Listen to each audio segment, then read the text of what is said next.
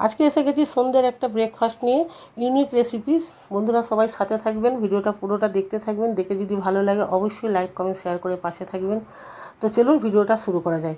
বন্ধুরা সবাই কেমন আছেন? আশা করি ভালোই আছেন। দোয়া করি ভালো থাকুন, সুস্থ থাকুন, আমাদের চ্যানেলের সাথে থাকুন। এখানে আমি 3 পিস পাউরুটি নিয়েছি। বাড়িতে তো সবসময় পাউরুটি থাকি, তাই সুন্দর একটা ব্রেকফাস্ট হয়ে যাবে। দেখুন, তো পাউরুটিটাকে ভালো করে দুধ দিয়ে ম্যাশ করে নেব। মানে পরিমাণ মতো দুধটা দিতে হবে। দুধের পরিমাণ বেশি হয়ে গেলে আবার পাতলা পাতলা হয়ে গেলে কিন্তু খুব খারাপ হবে। মানে এমন পরিমাণ দুধটা দিতে হবে যেন সুন্দর একটা মানে গাঢ় গাঢ় বাটার তৈরি হয়। ওখানে ওটাকে আমি 2-3 মিনিটের জন্য রেখে দিলাম। এখানে আমি 2টো ডিম নিয়ে নিলাম। নিয়ে একটা করে ডিম আমি ভেঙে নেব। নিয়ে কুসুমটাকে একটা আলাদা বাটির মধ্যে তুলে নেবো একটা চামচে করে, আর সাদা অংশটা একটা বাটিতে রয়ে গেলে এইভাবে 2টো ডিমকে ভেঙে নেব। মানে 2টো কুসুমকে 2টো বাটির মধ্যে করে নিলাম, আর সাদা অংশটা একটা বাটির মধ্যে করে নিলাম। খুব সাবধানে তুলতে হবে, ভেঙে গেলেই দেখতে খারাপ লাগবে। যাই হোক, এখানে আমি সাদা অংশটা দিয়ে দিলাম ওই পাউরুটি দুধের মধ্যে। দিয়ে আবার ওকে 2 থেকে 3 মিনিট ম্যাশ করে নিতে হবে। ডিম, দুধ আর ডিমের ওই সাদা অংশটা ভালো করে ফেটে নিতে হবে। ফাটার পর এর মধ্যে দিয়ে দিলাম পরিমাণ মতো একটু নুন, আর দিয়ে দিলাম সামান্য গোলমরিচের গুঁড়ো। অল্প গোলমরিচের গুঁড়োটা দিতে হবে, চিটচিটে ঝাল হয়ে গেলে আবার অতটা সুস্বাদু তখন আবার খেতে লাগবে না।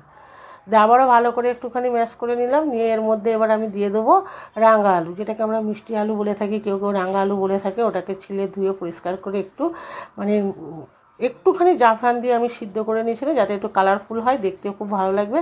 দিয়ে খানিকটা গ্রেট করে ওর মধ্যে দিয়ে দিলাম। পুরো আলুটা দিলাম না, অর্ধেকটা মতো দিয়ে দিলাম, যেহেতু পাউরুটির পরিমাণ কম আছে। দিয়ে ওটাকে সাইডে রেখে দিয়ে এখানে একটু ধনেপাতা আমি কুচিয়ে নেব।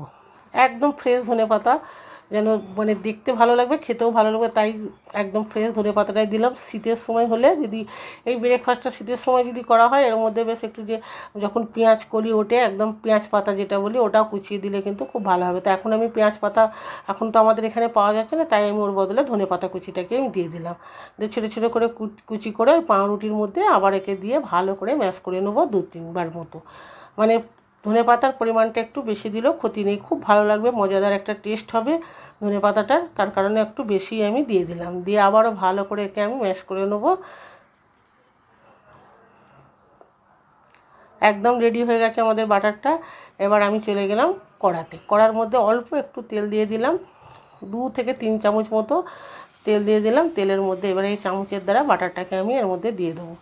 এইভাবে এই মানে ধরনেরই বাটারটাকে তৈরি করতে, বেশ গাঢ় গাঢ়, একদম ডিমের আমলেটের মতো তৈরি হবে। এইভাবে একটুখানি মানে চামচে করি একটুখানি বড় মতো করে দিলাম। দিয়ে 2 থেকে 2.5 মিনিট কি 3 মিনিট একে একদম লো আঁচে ভাজতে হবে।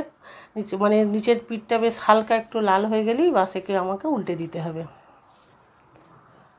উল্টে পাল্টে দিয়ে একে ভালো করে একটুখানি এর পিছখানটা একটুখানি আমি খুন্তি করে একটুখানি মানে ঠেসে দিলাম, যাতে এই কুসুমটা এর মধ্যে রয়ে যায়, বসে যায়।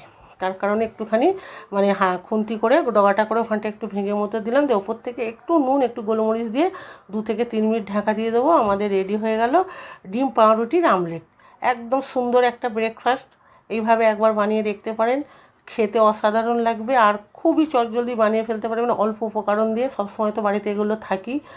একদম সন্ধ্যে সকালের সুন্দর একটা ব্রেকফাস্ট। তো বন্ধুরা সবাই ভালো থাকবেন, সুস্থ থাকবেন, সাথে থাকবেন। যদি রেসিপিটা ভালো লেগে থাকে অবশ্যই কমেন্ট, লাইক, শেয়ার করে সাথে থাকবেন। আবার দেখা হবে অন্য কোনো রেসিপি।